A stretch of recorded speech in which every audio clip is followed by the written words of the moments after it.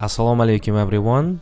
Today we will have the third lesson of reading marathon, in which we will cover yes, no, not given type of questions. So what is the difference between yes, no, not given and true, false, not given question types? Well, I think there is a staggering difference between true, false, not given and yes, no, not given. In yes, no, not given question type, the text will contain the opinions, views, or beliefs of the writer or other people who are mentioned. In true, false, not given, however, the text will contain factual information about the topic. So when you have to identify opinion of people, you are provided with yes, no, not given question types. When you are given a factual text and you have to identify a certain fact, you deal with true, false, not given question type. And while true, false, not given question types are mostly they mostly come in reading passage 1 or reading passage 2, where you are given factual information, yes, no, not given has a tendency to come in reading passage 3, where you have a discussion passage. So first of all, I will share 8 top tips related to yes, no, not given. So how to deal with true, false, yes, no, not given. Let's start with the tip number 1. You know that the statements, they appear in the same order as the answers given in the text. So just read all the statements and follow the same order and you will answer all the questions. The second tip, you don't need to read the whole text. First, you will scan for keywords and then you will read in detail the section in which they are located to find the answer. So what does it mean? I'd underline the keywords and try to find them or their paraphrases inside the text. And when I reach a relevant part, I try to read in detail this section, this relevant part of the text, to find the actual answer. Tip number 3. There will be always at least one of each answer type. So make sure that you have yes, no, and not given answers. If you only have yes and no answers, and not given hasn't been given, that means somewhere you made a mistake. If you are given, let's say, 3 questions, one of them should be yes, other should be no, and the final one, the last one, should be not given. Tip number 4. Watch out for distractors. To test your comprehension, the test developers love to use distractors. They commonly use qualifying words to test your understanding. So what is qualifying words? Qualifying word is a modifier that can alter the meaning of a word or the whole sentence. So there can be a single word which is capable of changing the meaning of the whole sentence. Watch out for them, be careful. So let me give you some examples. Look at the first statement. This is the statement. Let's say this is a view given in the text. And the second one is a statement given in the question. So let's read this out. He claimed that profits had gone up by 10%. He knew that profits had grown up by 10%. So now look at this. In the text, they say claim it, while in the statement in the question, they say knew. You know what? Claiming doesn't mean that it is true. But when you know something, you know it for sure. So you see, in the text, I have this dubious information. I mean, like claiming has only 50% of probability to be true, while knowing is 100%. So that's why, you see, the keywords are provided, the paraphrases are provided, but there is one word that cannot match in the meaning. I mean, there is a word claim that cannot match to the word know in the meaning. That's why in this case my answer should be not given, because answer can be correct, true, or answer can be false. So this information might be true, might be false. You see, I lack data. There is deficiency of data. That's why my answer tends to be not given. Let's look at the second example. In the text, they say Julio often goes to the gym after work. But in the statement, in the question, they say Julio occasionally goes to the gym after work. Now let's look at this. Often means, that means every other day he goes to the gym. That means often means there is one chance out of two. While occasionally, it's a synonym for sometimes. So sometimes means one, there is a one chance of out of four. So you see, just looking at this qualifying word, I can come to the conclusion that these two sentences, they do not match in their meanings. They do not mean the same thing. They don't have the same, like, let's say, yes, idea. So that's why in this case my answer will be no, because there is a disagreement, there is a contradiction between two statements. Opinion of the writer contradicts with a statement given in the question.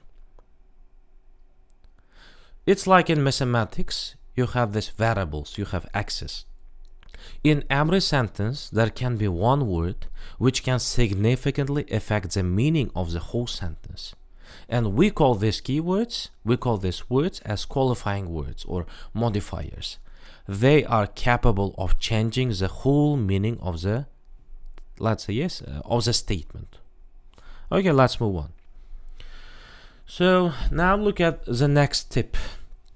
The view or opinion of the writer may not be immediately clear from the text. So what does it mean? When I read the relevant part of the text to identify the opinion of the writer will not be clear because I need to reread it for several times to understand what does the writer wants to point out. So you see, when you are reading, try to read it deeper, try to have a deeper understanding. When you don't understand something, try to read the relevant part of the text, paying attention to every word that is provided. Try to have a better understanding of the statement. So you know what? If you read it for a couple of times, if you read this relevant part for a couple of times, you will start reading between the lines. You will understand what point does the writer make or the writer is making. Even professional like us, IELTS instructors, when they are taking IELTS exam, they tend to read the same statement, the same opinion in the text for a couple of times, just in case. They double check it. They pay attention to every keyword provided in the text. They pay attention to every keyword given in the statement. So now, look at number 7. Don't expect the same keywords that are given in the statement that they will appear in the text. They will always be paraphrased. The statement will always contain synonyms or paraphrase of the view given in the text. So beware of them. If you have the same words given in the text as they appear in the question, in the statement, beware of this. Because most probably the answer in this case will be either not given or no. Because it will be too good to be the truth. To be yes. Try to be skeptical about it. You know that synonyms and paraphrasing are mostly used in IELTS to check your comprehension. So yes, no, not given questions are designed to check your comprehension. If they give you the same words, even lower level students can easily identify these keywords and make a decision. That's why IELTS tend to paraphrase everything. Whatever given in the text will be paraphrased in the statements. Remember that there will be at least one answer which is not given. So that means you will be searching for information which is not there. Don't waste your time looking for something which will not be given there. That's why I recommend you to mark this answer as not given and move on to the next question. And when you find the answer to the following question, let's say the following question's answer is no, you can now safely say that the previous question's answer is not given. The previous question's answer is not given just because there is no information on it between the other two questions. Now let's look at strategies. So I will give you 7-step action plan, and you have to follow this plan if you want to get the correct answers consistently. So what is step number 1? Stage number 1 or step number 1, read the instructions carefully. Double check whether you are given yes, no, not given, or true, false, not given question types. So please pay attention that yes, no, not given and true, false, not given, they have different strategies. They have different concepts.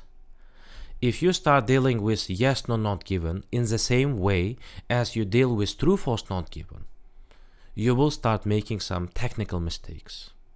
So it will lead you to the wrong conclusion. So I suggest you reading the instructions carefully and double check whether it's yes, no, not given or true, false, not given. Step 2, read the statements before reading the text. So what does it mean? I suggest you reading all the statements. Let's say you are provided 5 questions, 5 statements, and you read out all these 5 statements before you get ready to start the text. So why is that? I suggest you doing so just because after reading the statements and highlighting these keywords while reading the text, you can accidentally find the answer to one of these questions. So let's say you cannot find answer to question number 1, you couldn't find the answer to the question number 2, but you came across the question number 3's answer in C paragraph. So what does it mean? In order to find the answer to question number 1 and question number 2, I will just read the part which is above. To answer the questions number 4 and 5, I will be reading the remaining part of the text. I will be reading paragraphs D, E, and etc.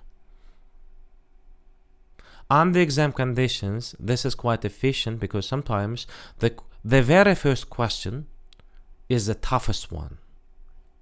So when you are given yes or not given questions, let's say the same 5 questions, the question number 1 might be not given. So you will be wasting your time looking for something which is not there. Question number 2 might be a little bit vague, awkward, like you see, dubious in meaning. That's why you don't know exactly. But as long as you had read question number 3, you see that there are some keywords which are given in the question number 3, and that will lead you to the correct answer. As long as you answer to one of the questions, the others will follow the domino effect. As long as you answer one of the questions, they will have this so-called chain reaction. You will be answering the rest questions and it will take you less time. You will be answering the remaining questions with more confidence and precision. So now, after reading the statements, try to think about the synonyms that may be given in the text. And look at also the qualifying words. If you look at these possible paraphrases, if you think of these possible paraphrases, and if you pay attention to qualifying words, that will make your brain alert. So when you will come across the relevant part of the text, your brain will send you a signal. This is a relevant part, which will be paraphrased for question number 4, or let's say question number 5. Whenever I take IELTS exam, I always read out the statements, highlight these keywords, and try to predict their paraphrases in the text. That is quite important. And you know what? That will also improve your concentration because you already know what is a keyword, you already know what can be the paraphrases. The only thing is left is scanning to find the relevant part of the text. Step number 4, underline keywords. You please don't expect to come across the same keywords in the text as they are given in the statement. Most probably, you will certainly come across their paraphrases. So be ready to identify paraphrase. Try to work on identifying paraphrase. When you are taking mock IELTS exams, after you leave this like Everest mock venue, sit personally and try to identify the paraphrases one more time to do the analysis. Even if you had already completed these passages, even if you already got a decent band score, make a habit of identifying the paraphrases. Step number 5. Having underlined these keywords, you will scan the text, but you know what? Scanning will only locate where the answer is. So you need further detailed reading in order to answer the question. By scanning the text, you can only identify where the answer is located, but it will not tell you what the answer is. So make sure that you read this relevant part for several times, identifying paraphrases, identifying these keywords, and right after that you can jump to making conclusion. Don't rush to make a conclusion. Take your time. So now, let's look at stage number 6, in which you have to make a decision. Before making a decision, you need to remember to consider these 4 important things. So what is the first thing? For the answer to be yes, the view of the writer in the text must exactly match the statement, even if the words are different. So what does it mean? If the answer is yes, the opinion of the writer in the text should agree with the statement given in the question, even if the words are different. And when we say agree, it should agree for 100%. It shouldn't be similar, it should be identical. You should be able to find the whole meaning in the text. You should be able to find the statement's whole meaning inside the text. So what is no? For the answer to be no, the view of the writer should disagree with or contradict the statement. I mean, if you have no, there is always contradiction or disagreement. It might be opposite information, or there can be a mistake that can be corrected according to the view of the writer. And in this time, meanwhile, you have to look carefully for qualifying words that might change the meaning. So whenever I read the questions, whenever I read the statements, I always try to find these qualifying words, this X's, these variables that can significantly change the meaning of the entire statement. And last but not least, if you are struggling to find the writer's opinion, if this question is giving you a hard time, it is most probably because it's not there. This information is not given in the text. That is, the answer is not given.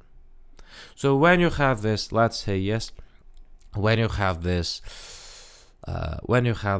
hesitation, when you have this uncertainty, it is most probably because the keyword or the, let's say, entire meaning of the statement is not given in the text.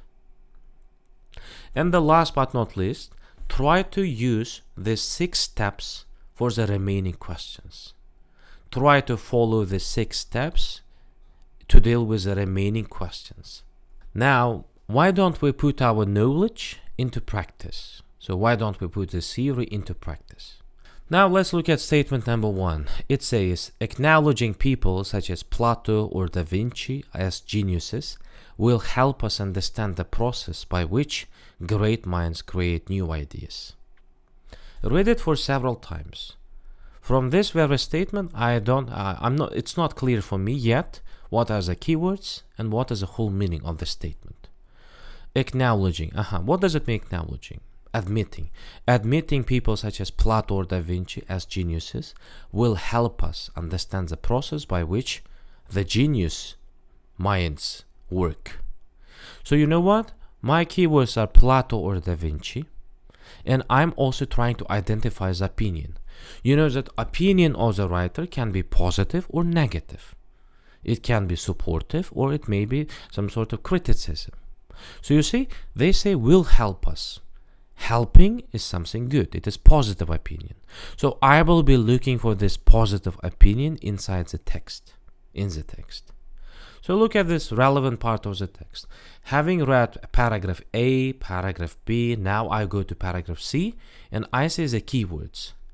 The notion of insight, creativity, and genius are often invoked, but they remain vague or doubtful utility, especially when one considers the diverse and enduring contributions of individuals such as Plato, Leonardo da Vinci, Shakespeare, Beethoven, Galileo, Newton, and Kepler.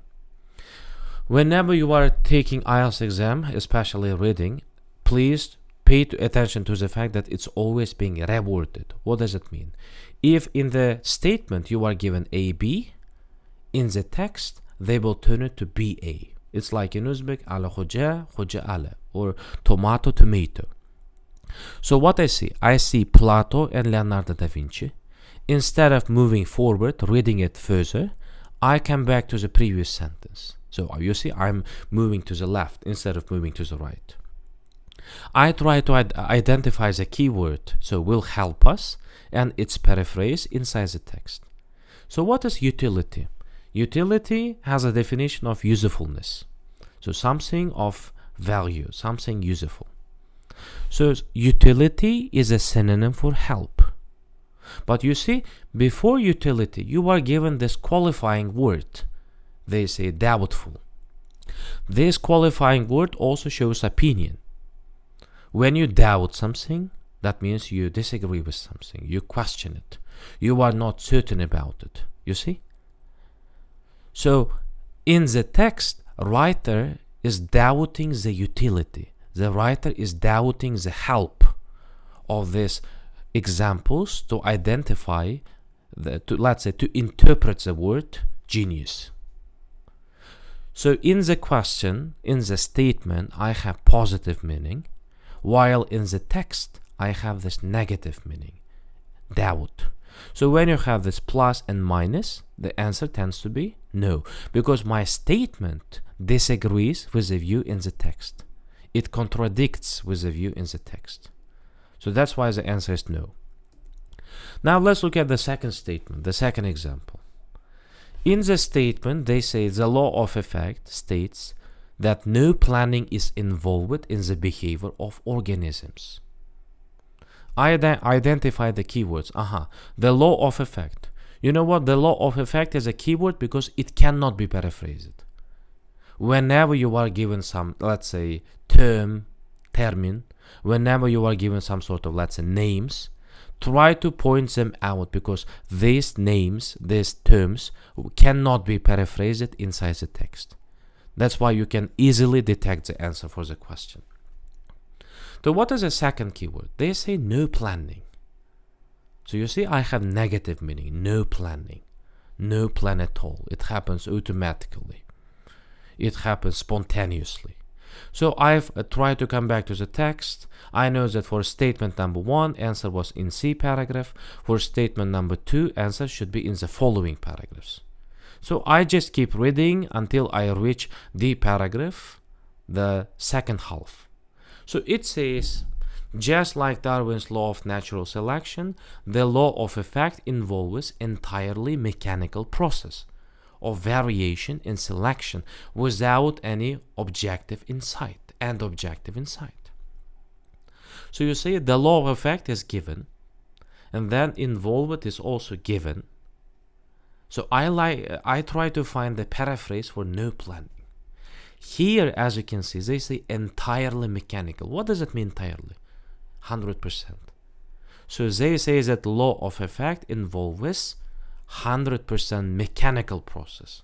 So can you give me a definition for mechanical?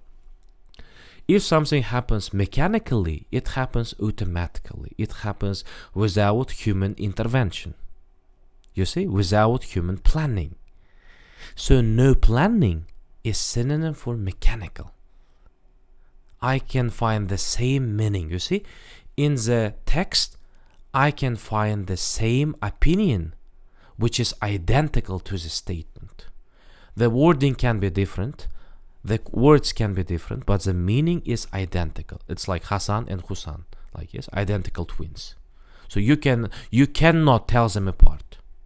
And look at the second thing. They say without objective insight. So what is objective? Objective is a goal.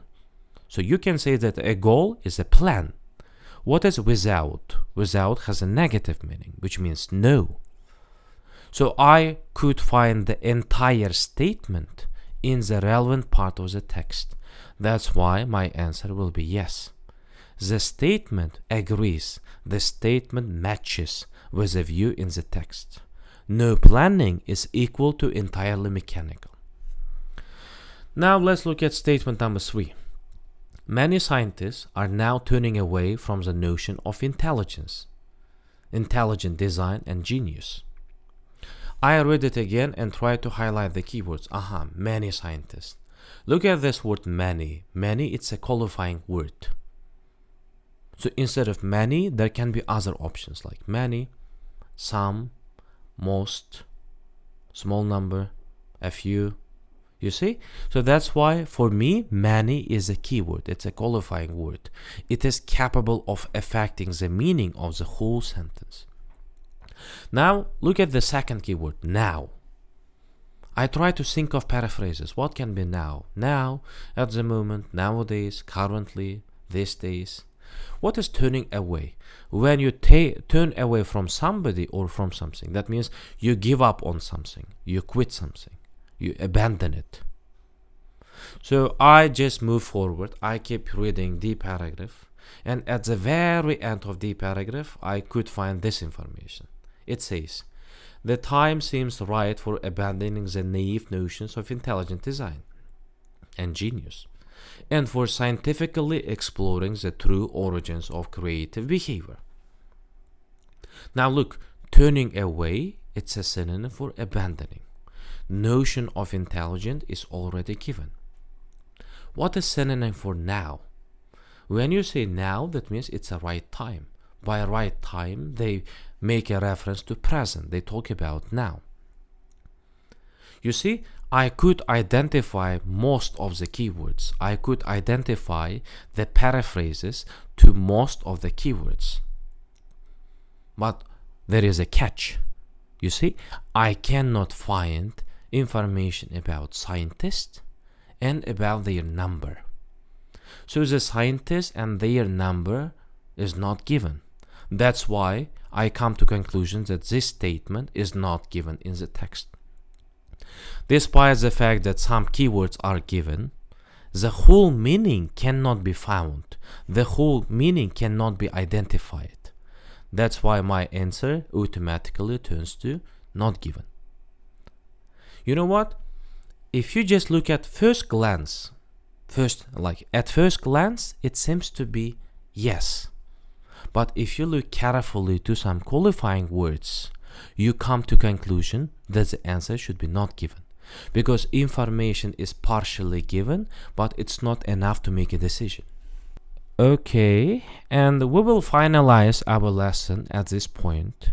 This is the end of our reading marathon. Thank you for attention.